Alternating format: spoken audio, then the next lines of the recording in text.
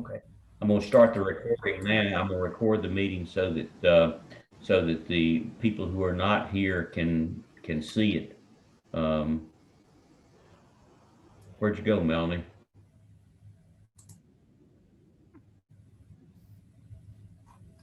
Melanie, we lost Melanie.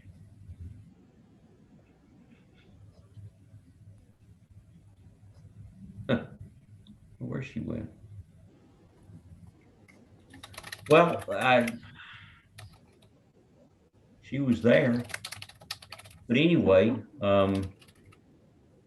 welcome to this meeting, which we've been trying to have, and I don't know what happened to Melanie. She's not showing up on my list of people. Lost her? She Huh? is I don't she know what. waiting to get back in? Is Not she back waiting in. room, She Larry? she just totally disappeared on my roster. Um, I'm showing only 3 participants. I think she was having a And bad nobody in your waiting connection. I room? don't know. Um, I sent you. I don't know whether you've looked at it or not. I sent you an email just about 30 minutes ago, kind of with an agenda of what we're going to talk about. So if you haven't looked at it yet, you might check your email and pull it up. It's not that important.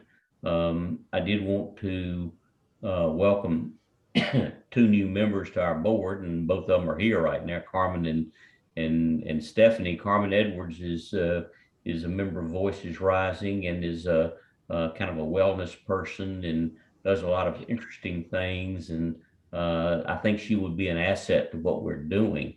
If you don't know Carmen, she's a wonderful lady, and I've worked with her on Voices Rising, and we've talked about different things. So anyway, she was going to kind of check us out and make sure we were worth joining. So let's put on a good show for Melanie. Just okay. Here's Melanie. Nice to meet you, Carmen. A virtual meeting. Nice to virtually meet you, Yeah, right? nice to meet you virtually. Here she is. Here's Melanie coming back. But anyway, there were some things that I wanted to, just kind of go over. Uh, the other new board member we have is Dr. Millie Gore Lancaster. She's feeling under the weather today and said that she would probably not be able to join us. I met her at the Heritage Festival. She's an author, a very accomplished author. She holds a professor of emeritus status from some school in Missouri. So she's an accomplished author. And one of the cool things about it, and I'm skipping down a little bit, she is going to bring the Writers Club into our fold, I hope. I'll explain that a little bit more. Just going down the agenda that I had, right now we got about $2,575 in our operations account in the bank at Arvest.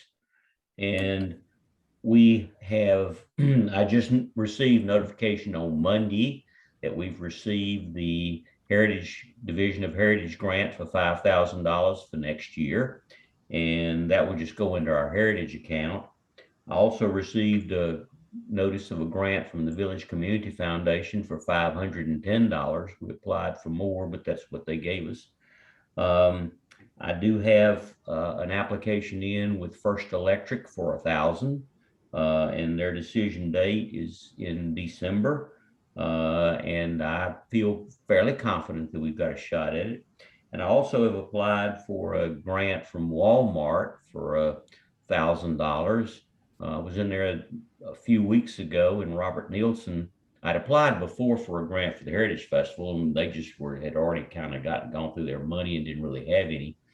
And I don't know whether you understand Walmart grants or not, but you have to go through this clearinghouse to be even in the queue. And then once you get approved by the clearinghouse, you select the store that you're going to approach for the grant.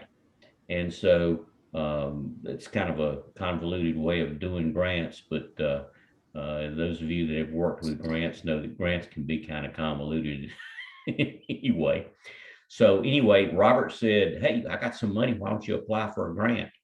So I hustled home and pulled up my approval thing, and submitted a grant for $1,000, I think, that's kind of the range that he can just sign off on. Doesn't have to go to anybody else. That's just, he has signature authority for about that much. I think if it got over that level, he'd have to go beg for some money from Walmart. But in his access, he can just say, hey, yeah, approve it. So I'm hoping that he will approve our grant. I mean, he asked me to apply. So, anyway, we should know sometime. I don't know when. Hey, Larry, Well, may I ask a question? sure.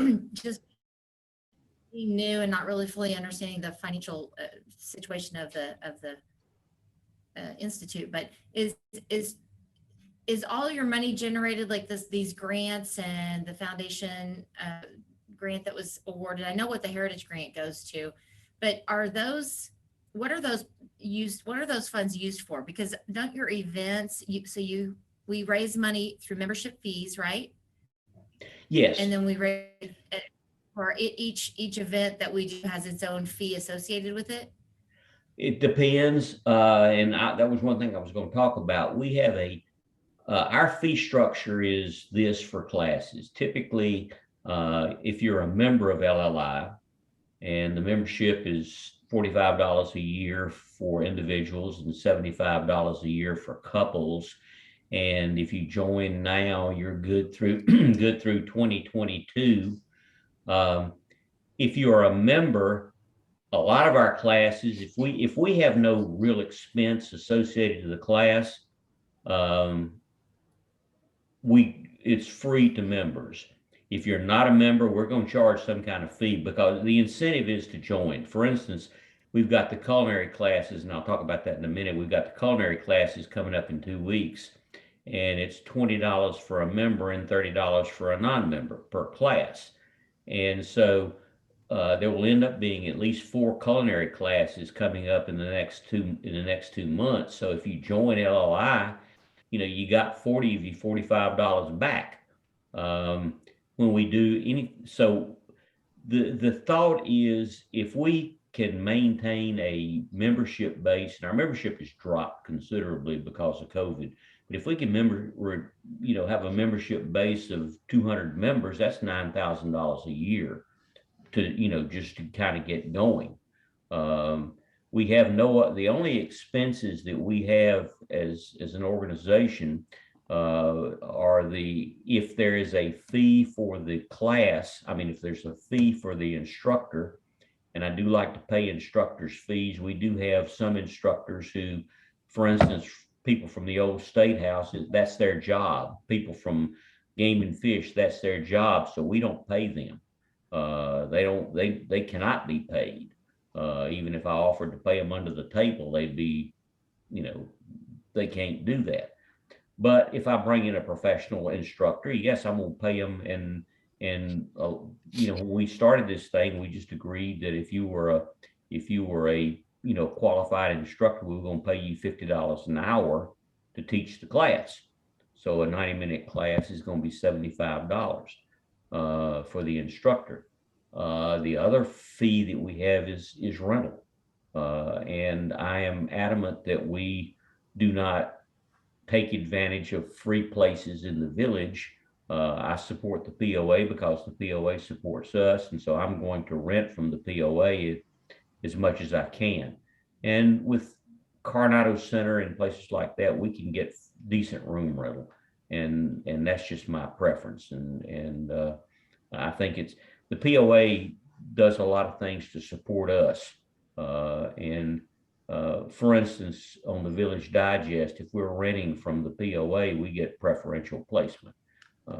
That's just, it's just, and Stephanie understands this. I mean, Stephanie understands that if, the POA is going to support people who are, they're not inclined to support people who are going to outside places to rent facilities as far as promoting them. So anyway, that's that.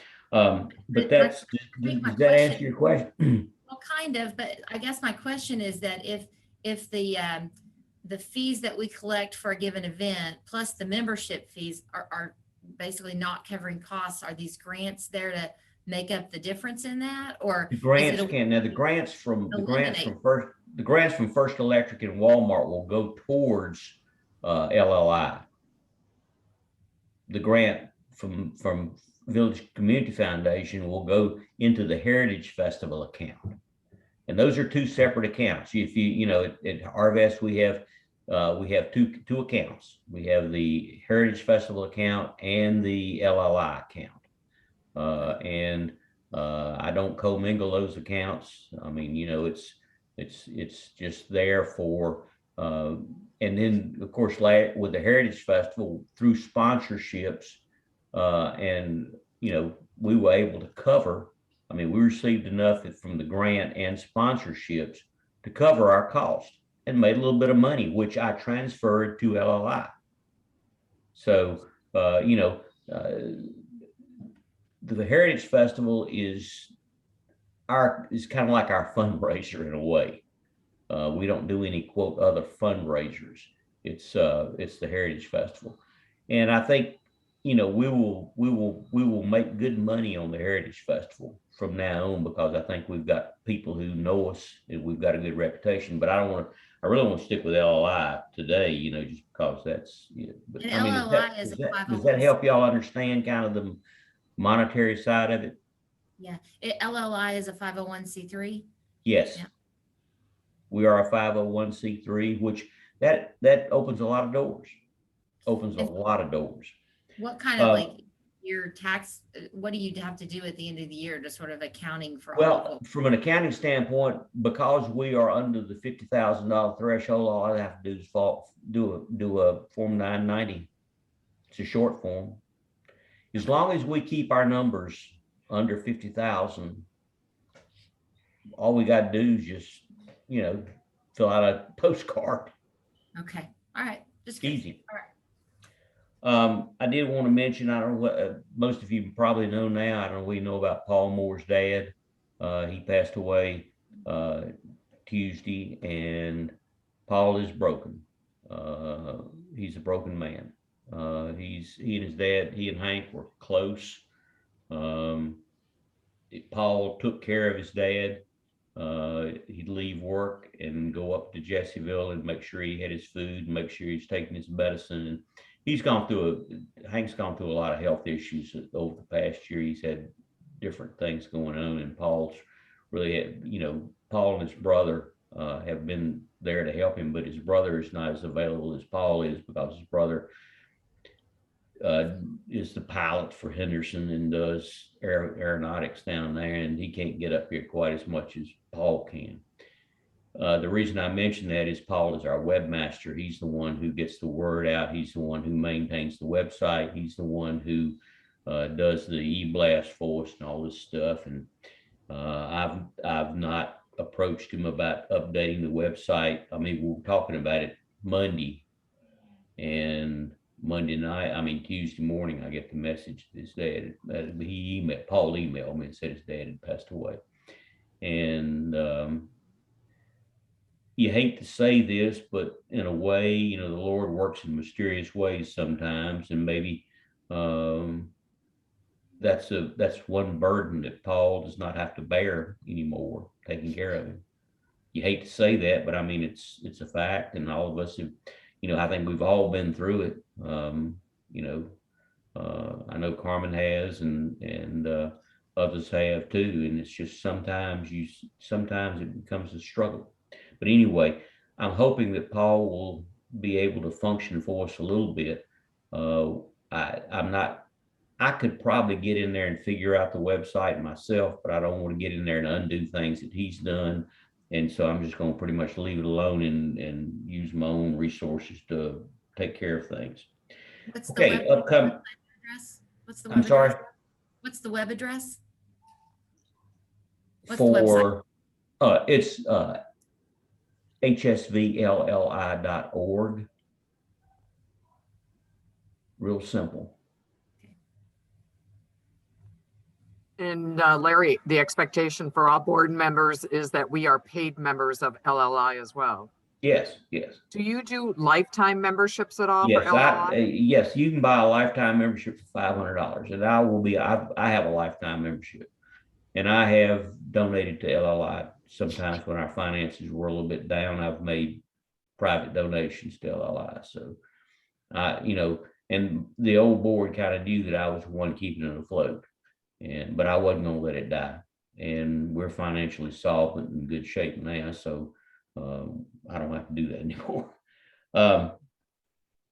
Upcoming classes that we have on November 15th and 16th, we're going to offer a culinary class, Cooking for the Holidays, Thanksgiving edition.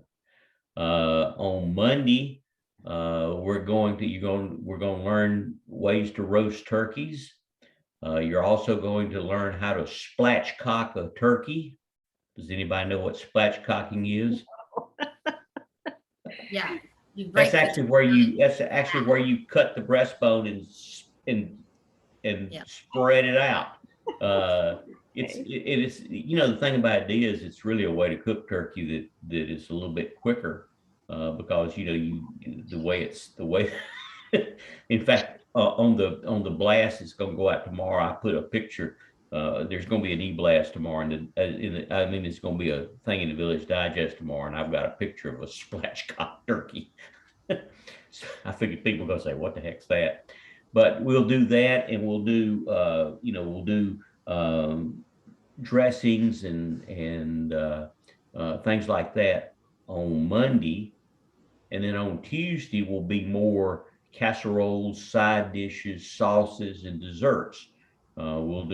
She's going to show you how to make holiday sauce in a blender, which I think is pretty cool, and different ideas for casseroles and different additives. In other words, if you like your dressing with sausage or oysters or boudin or things like this, different recipes for that.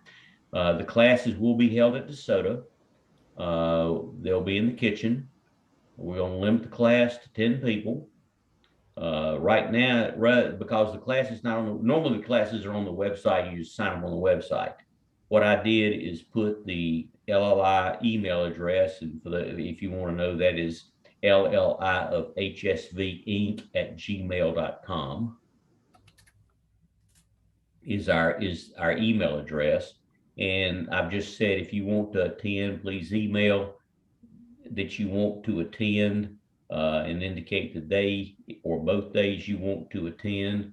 And I put my phone number in. If they've got questions, they can call me. We will, at that class, we'll pay at the door. I also explained in the flyer that's going to be on the Village Digest that you can join, and you can either go to our website and join. There's a membership link on the website where you can join, or you can pay at the door. I really want to push this membership thing. We've not done it in the past, and I want to do it this year.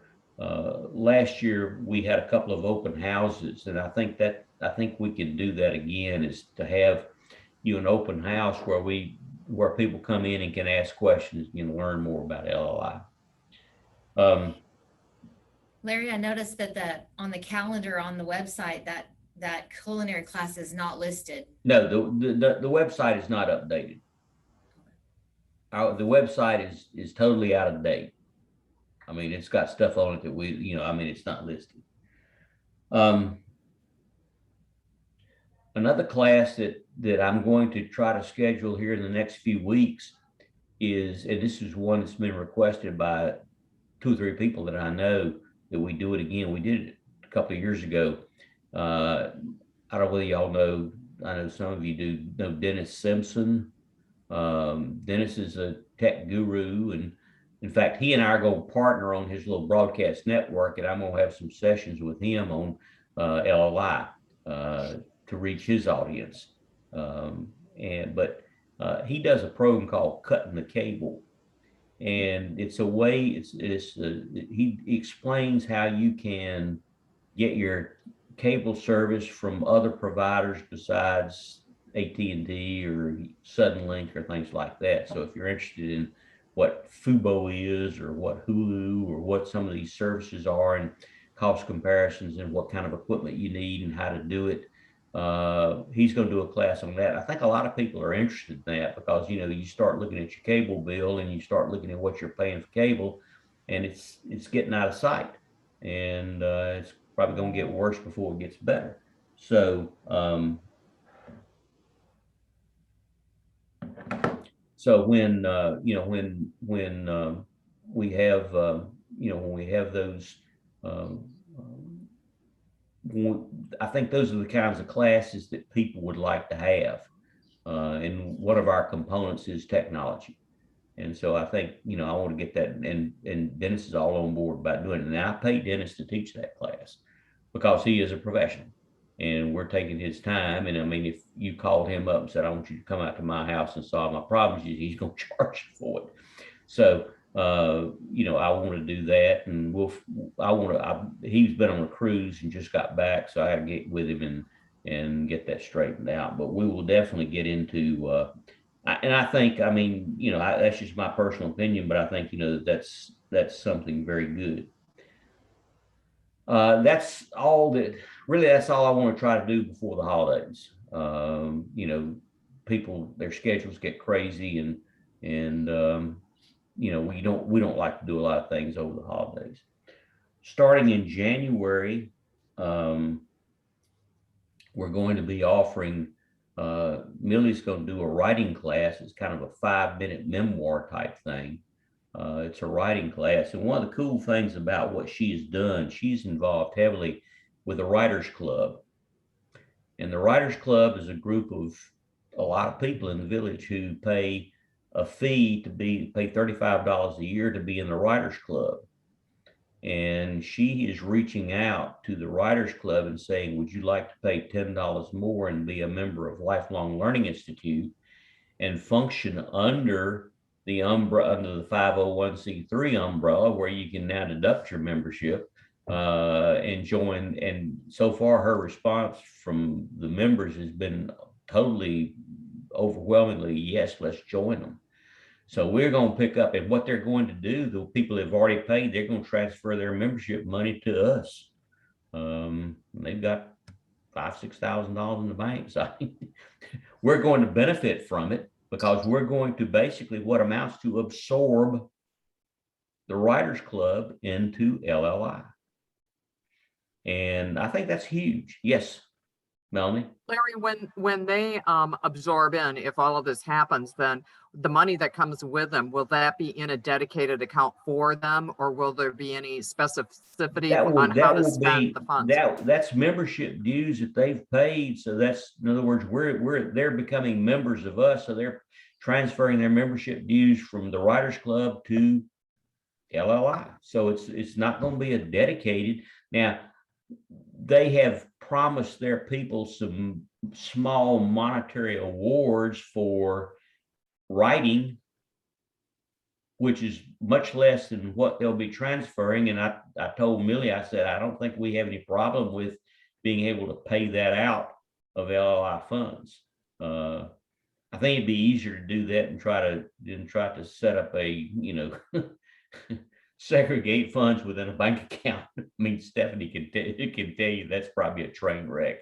But I just think it's a good thing. There's another group I'd like to reach out to, and Dennis and I have talked about this, and that's the computer club. There are a lot of these clubs out here that are, I don't want to step on toes. I don't want us to be duplicating what somebody else is doing. I've always tried to, talk to brush strokes if we're going to offer art classes and things like that. So I don't want to get into the situation where we are competing with other groups in the village. But if they want to join us and make us a stronger organization, and which in essence makes them a stronger organization, because we're reaching out to their people and they're reaching out to our people.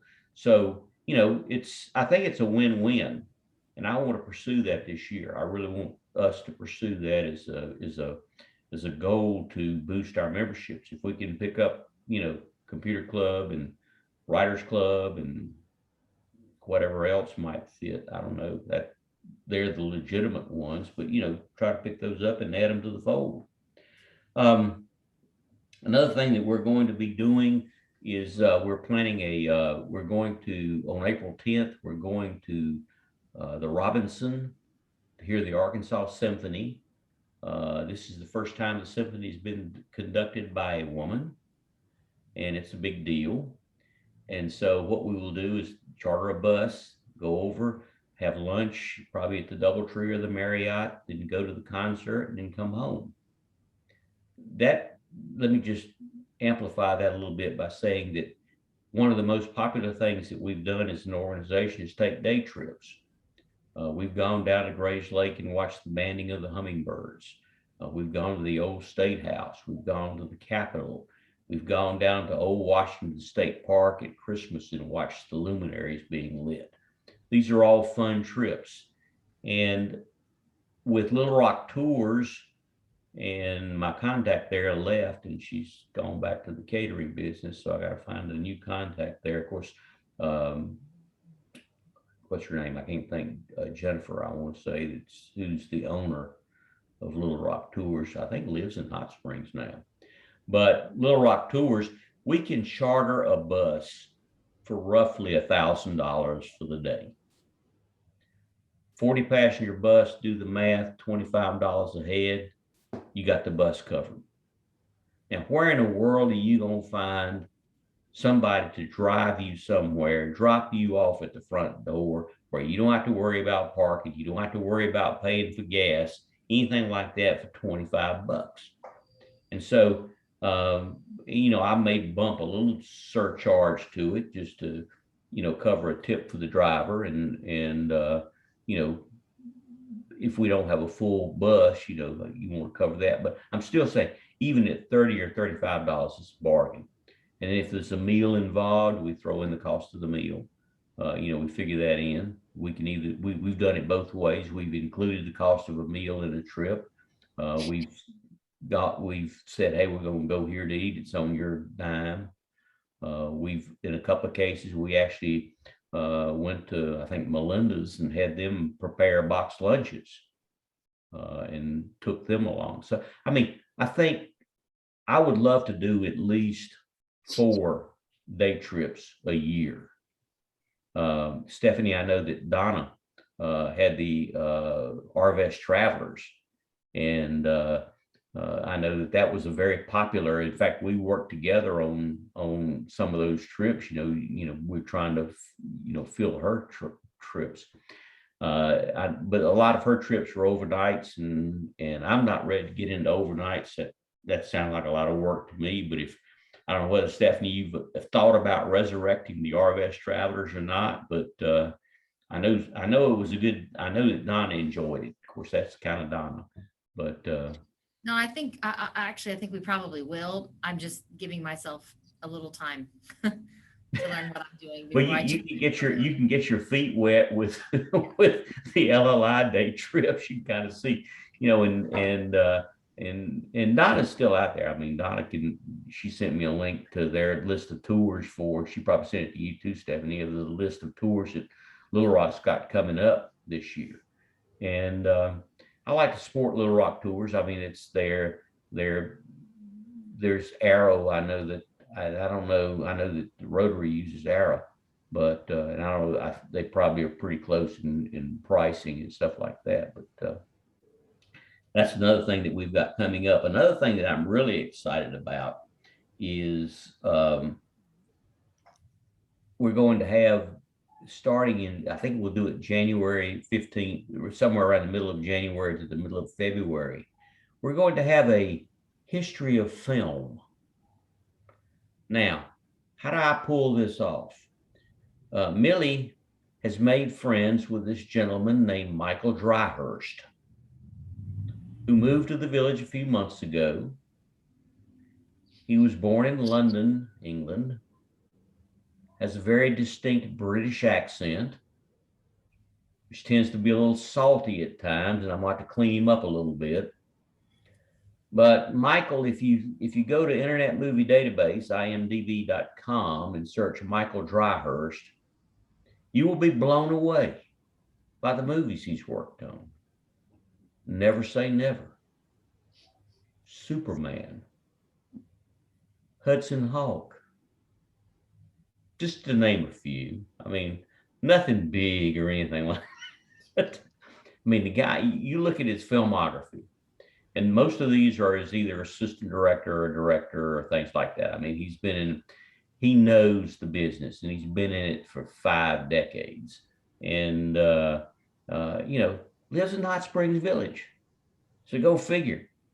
So here's the idea that I'm thinking about is that we go to Woodlands Auditorium, set up the big screen, pull clips from several of his movies, and he and I sit on the stage and have a Q&A about what was going on when this particular scene was shot, how it was shot, and talk about the transition from,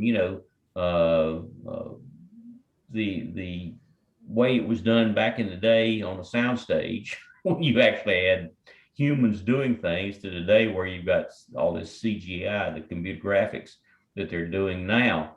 But I just think that people would be fascinated to come to a class like that, to learn from somebody who has literally been there, done that. And he wants to do it. He's written a novel, but I talked to him at the community fair. He and I pulled over in the shade. He and I went over in the shade and sat in chairs and talked for an hour and a half. And he found out I didn't know what I was talking about when it came to movie making and video and stuff like that. I mean, because I've been shooting film. I'll go back to 1965 shooting film. So, I mean, I've shot a lot of film in my life, and not on the scale he's done, but I certainly know a lot of I can talk the talk, let's say that. Got to give you an interesting comment. I asked him, I said, Michael, I said, who was the biggest pain in the butt you ever worked with? He did not hesitate 1 second. Angela Lansbury. So go figure. I mean, that just came right out of his mouth. And I didn't get into why. He said, I didn't, and he worked with her on, I know, a couple of movies that she was in. But search, sometime when you get a chance, go to imdb.com and put in Michael Dryhurst. It's Dryhurst, and put him in and pull up his filmography, and you'll be impressed. So that's another program we have. And I think these are the types of things that Lifelong Learning Institute can do to make us a viable organization in the village. And obviously, the Heritage Festival is set for next year, October 7th and 8th. We're revamping the way we did it. I think Melanie can attest to this. I think a lot of people felt like that that 2 days was maybe a little bit too much, tough on the vendors.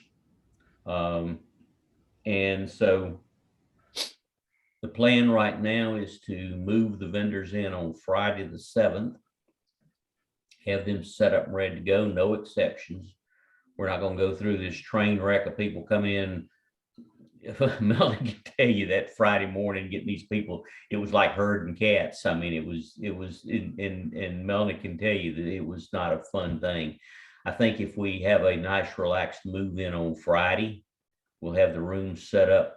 We'll have the vendor spaces set up Friday morning so the vendors can come in and get set up on Friday afternoon and be ready to go. And then Friday night, we have our concert.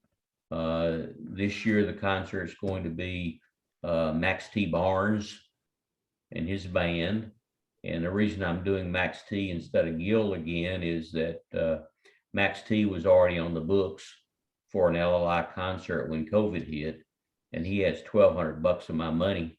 So this is, and he's not going to give that back unless the venue cancels. So I said, well, Max will bring you in. Max is a cool guy. Max is the son of Max D. Barnes. It's the only father-son team that was nominated for a Country Music Association Song of the Year award in the same year. And their mama had a hard time.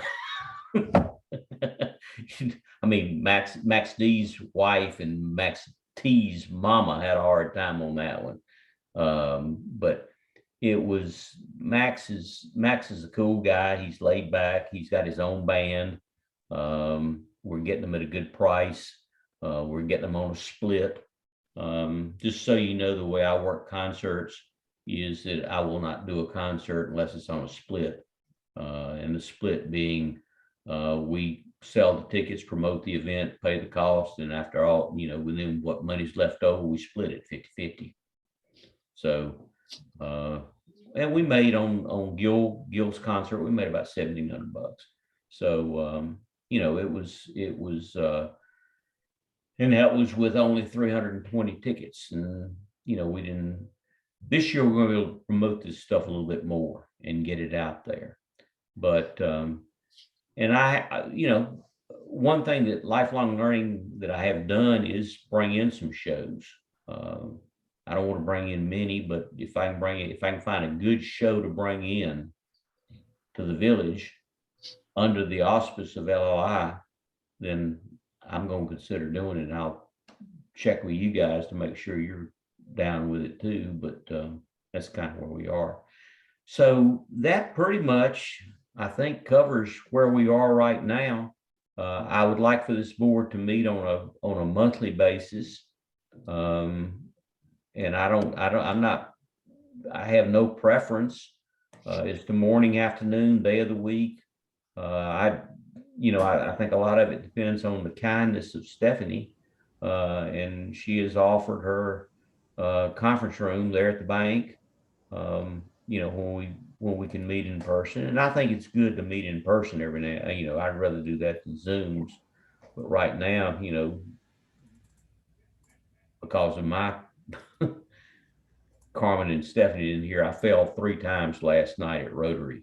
I went to the Satellite Club meeting and fell going into the soda club and fell coming out, and then fell again trying to get in my car. Unfortunately, there were Jack Reeder and Cheryl were there, and they were able to help me. And I don't know, I just misstepped. And of course, I mentioned to Melanie, she sent me a note here about the lighting at the soda club. When we went out to the soda club last night, it was black. There was no light in the parking lot. And that's scary. I don't know how their lights are set up. I don't know whether they need, I think anytime you have an evening event, and I know Jack was saying last night that for Rotary this morning, they said they were going to make sure that the lights were on. But when you get into these short days of the year, some of these places that are staying open late need to make sure those lights are on until the last person leaves. Because if I had seen where I was walking last night, I would have been on my butt. Any comments? Can I just add something about the Arkansas Heritage Festival? You mentioned about the kickoff day, the 7th, and then you talked about the concert that night. On the 8th, we're still going to go after the same type of vendor base. And then also, are we including craftsmen this year? Yeah, here's yeah. Thank you. I got sidetracked on concerts when I mentioned concerts. Saturday we'll start at 9 o'clock. And we'll have speakers like we did up until about 4. We're not going to do Grove Park. We're going to have that kind of entertainment in a tent. We'll have a tent in basically the same location it was last year, a little bit different. And yes, we're going to try to recruit craftsmen in. I will be honest with you, there's a lot of competition in the fall for craftspeople, especially the good ones. You've got all these county craft fairs. You got War Eagle.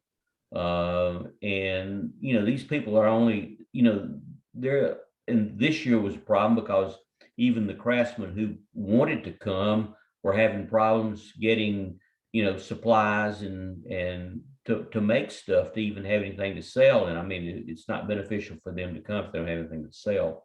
Another change that we're making or I'm planning on making, and I've talked to both Joey and Greg about this, is one of the comments I had was that people had to wait in line for food, you know. And the idea is to move the food trucks over to where the Fountain Lake bus was, down that side of the parking lot. And here's the cool thing. There is a power box there at the fountain, there at that Veterans Memorial fountain, not the Veterans Memorial, but that fountain there at Ponce, there's a power box there. And so they can get power off that box, all the power they need. I mean, I went out there and looked at it. Paul and I went out there and looked at it. I mean, it's all the circuits they'll ever need. So they can get that power off that box. And then we set up a tent in that parking lot, in that side of the parking lot. And the idea was to offer a, you know, you still walk up to the trucks and order a sandwich if you wanted to, but if you wanted a good old Arkansas meal, have a you know, have a choice of catfish, chicken, shrimp, 4 or 5 vegetables, you know, 2 or 3 desserts, and have like a buffet, have a cafeteria line, and you go up and pay a set price. You get 1 meat and two vegetables and 1 dessert or something like that for a drink, and just, you know, have it set up as a cafeteria line. And then you got seats under the tent for people to sit and eat, drink their sweet tea. But I think that's kind of the plan. I mean, that's not cast in stone or anything like that, but that's kind of the plan that I'm thinking about for this coming year. And that Arkansas way. Heritage. Hmm? The Arkansas Heritage Festival has a planning team and a planning committee that includes members from LLI as well as the POA. And having that first year experience behind us, I think this year, you're right, Larry, in 2022, it'll be easier I think. A lot of the vendors are repeats. They're going to come back. They were Sure. excited about all of this. So this is Yeah, good. and I want to, you know, for instance, Deborah Fitton, who is the grants manager. I think I sent y'all the email from her where she awarded us the grant. I think I forwarded y'all all that email from her where we awarded the grant. And Deborah and I have gotten to be good friends, which is a good deal because she's the one who controls the purse strings. But she was very, you know, complimentary about what we did. And she said, I will make sure that all of the divisions of heritage tourism are there.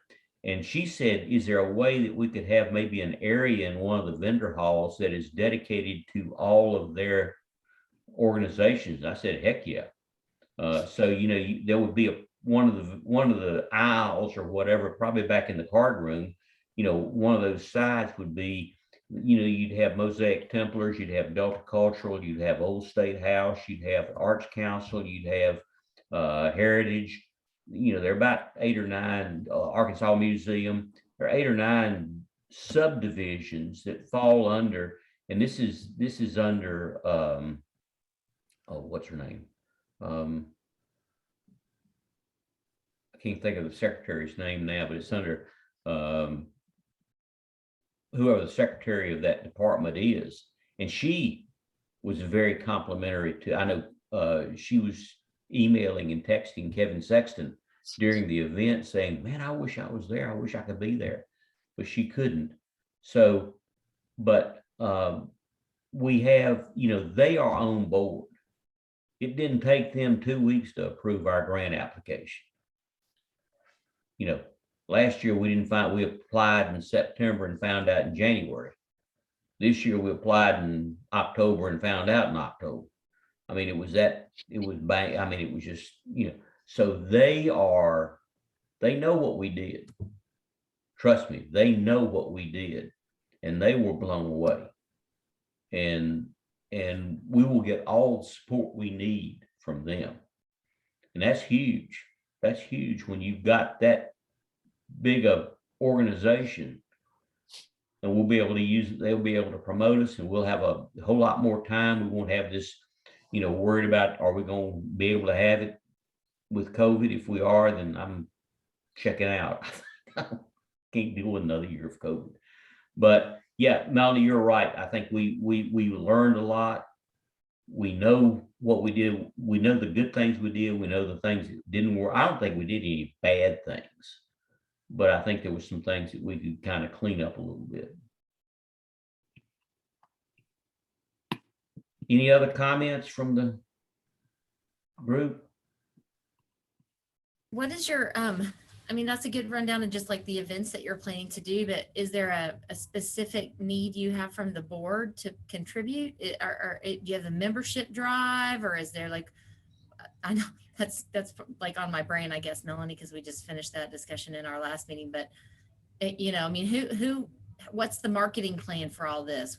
How do you get your members to sign back up? How do you grow the membership base? Are you working on any of that, or?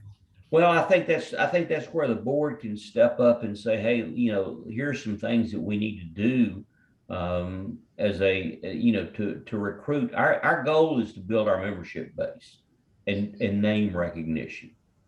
And that costs money. And in the past, we've not had the money to spend on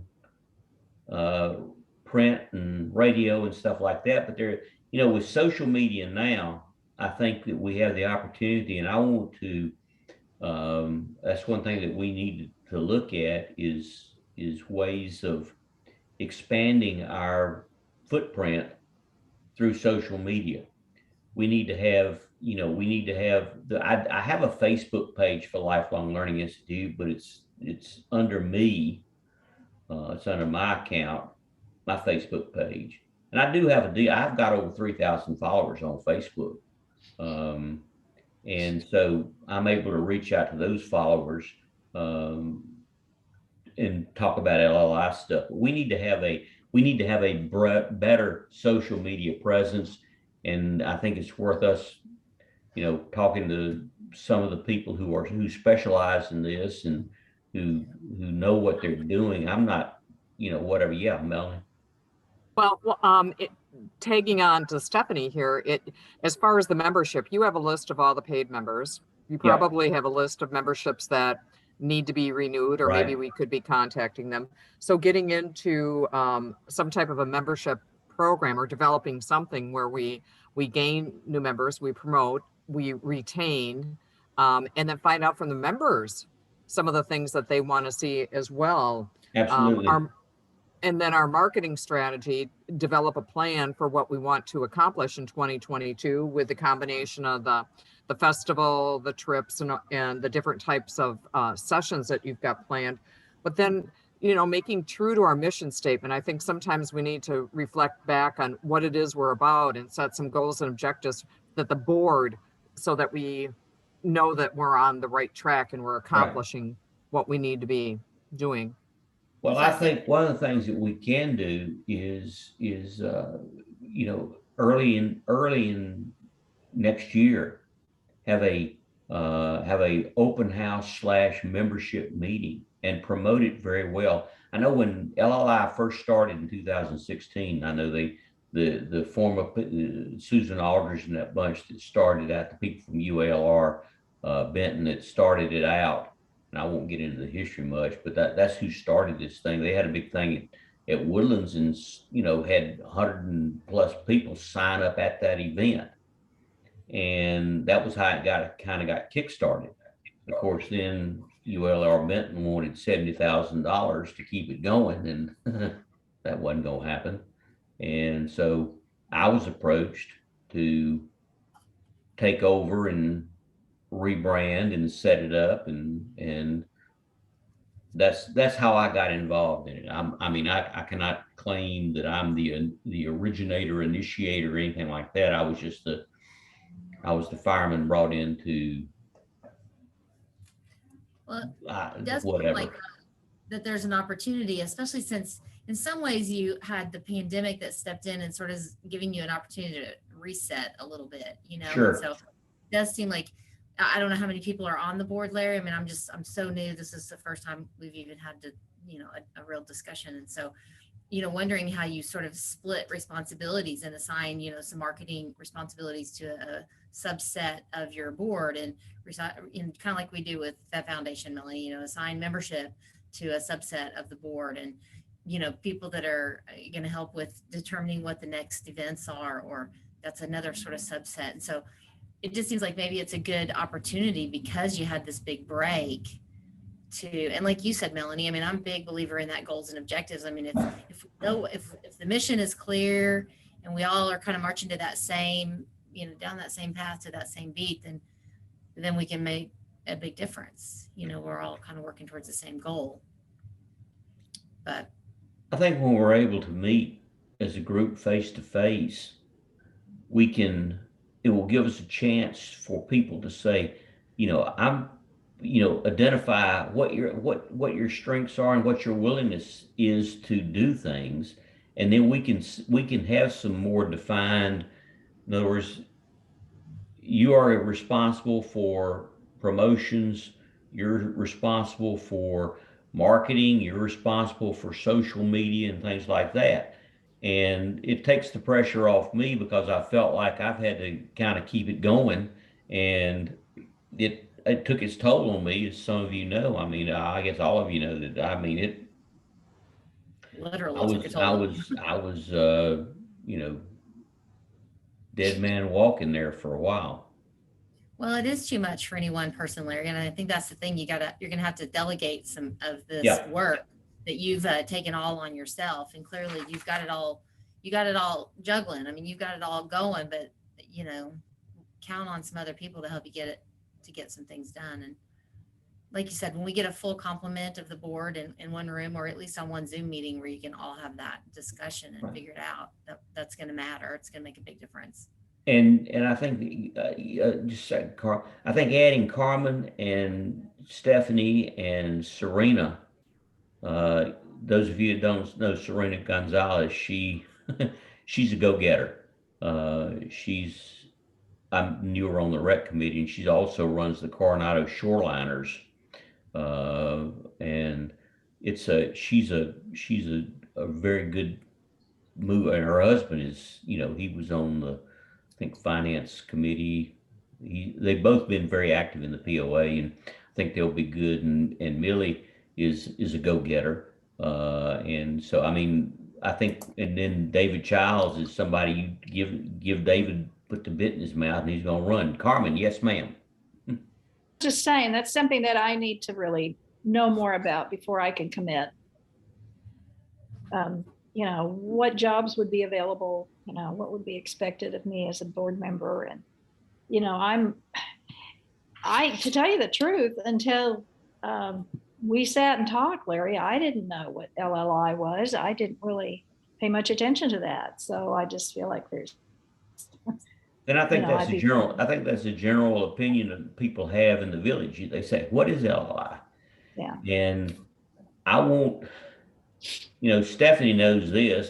When she was with the POA, I would beat her up saying, I want LLI to become a quote amenity of the village. I want LLI to be one of the reasons that people come to Hot Springs Village, is knowing that there is I know if you look at the villages in Florida, they have a huge educational component, and they market that. They say, hey, move to the villages, and we've got this, whatever they call it, Enrichment Academy, I think, something like that. They've got this Enrichment Academy that is one of their showpieces. It's one of the reasons that's how they promote the villages as a place to come. And I think, we got golf and lakes and trails and all this good stuff. But there are people who want to know that they can get continuing education. And I think that's where we fit.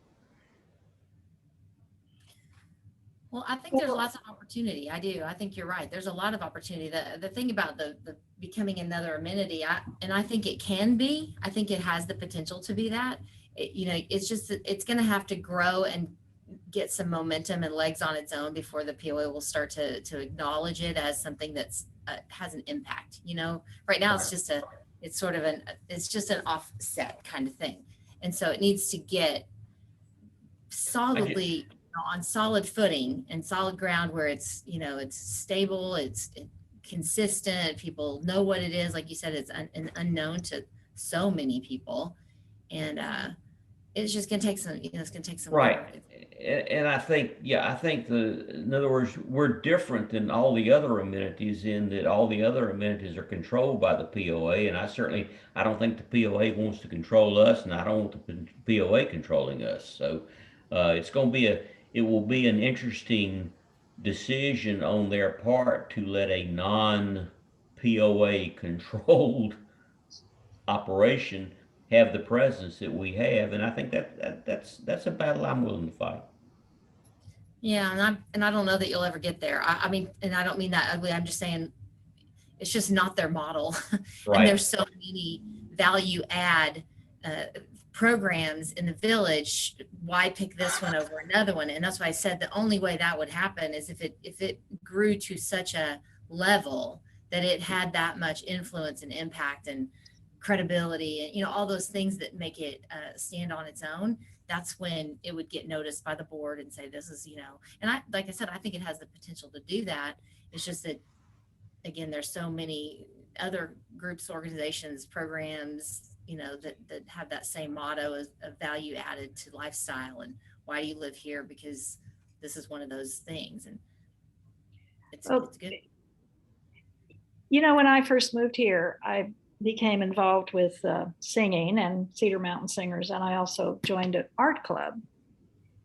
And then you join a club and they want you to become president.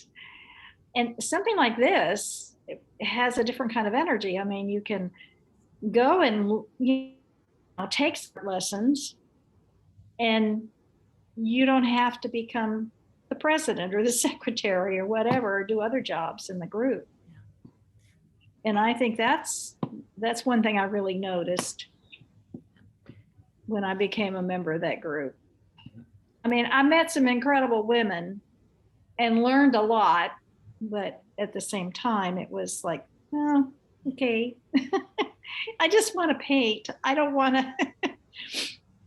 I don't want to be president. I view this board as much as a think tank as anything else. It's a group of diverse interest who have ideas, who think outside the box, who can bring expertise from various areas and from other organizations. And it's like you said, Carmen, what are the best thing, what's good about this, what's exciting about this particular group that I'm a member of, and bring that to what we're doing. So I think in trying to select a board of directors for the Lifelong Learning Institute, and we've got other people who have, I think I've worn out a couple of people, and just because there's a lot to be done, but it's one of those things. Stephanie's got to leave. Is anybody else does anybody else have anything to add to the conversation today? Well, thank you so much for sharing your time with us, and I will I've recorded the meeting, and so I will post the recording. I'll probably just upload it to YouTube and send a link, and that way you can watch it if you want to, and the people who were not able to attend can watch it. And we'll proceed, and I will keep you posted as to how things are going with Paul and the website, and how the culinary classes are going. And if you run into anybody that you can twist their arm and have them say, hey, you won't take this culinary class, we need to get some people there. Yes, Melanie. And Larry, what about the next meeting? You said you would like us to meet every month. Do you have another meeting date and time in mind? I don't, but I think probably the first week of December would be a good time to meet before people really start getting out of sync. So I'll get with Stephanie and let her look at her. I mean, I know her calendar is not. Let's jump on a call later, Larry. Like I said, I'm running really short on time because okay. We'll set that later. Okay. Thanks, everybody. All right. Thank you. Nice meeting you, Carmen. Yes, nice meeting you. Bye-bye. Bye-bye. Bye. All right. I'm ending it